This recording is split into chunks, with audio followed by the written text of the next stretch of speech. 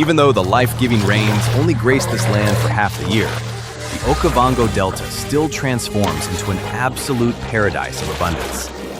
In these flooded plains, survival feels almost too easy.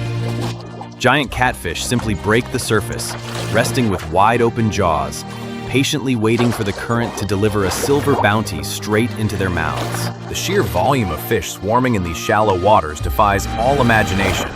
It is a spectacular explosion of life, more than enough to sustain every hungry beak and jaw across the wetland.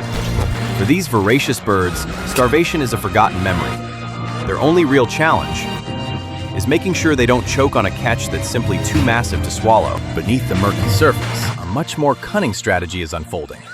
The catfish work together, herding their tiny prey into tight corners and releasing streams of bubbles to induce sheer panic. Frantic and desperate, the smaller fish leap blindly into the air, right into the waiting jaws of death.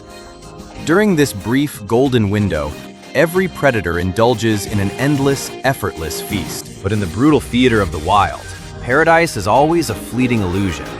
These glorious days of endless plenty are strictly numbered. As the rains finally cease and the life-giving waters slowly begin to retreat, a heavy silence falls over the marsh. The landscape is silently preparing for a harsh, unforgiving, and completely inevitable transformation. Fast forward a few months, and the scorching dry season has fully tightened its grip on the Okavango. The once mighty rivers have shriveled away, leaving behind nothing but suffocating, thick, muddy pools. Now, the tables have completely turned.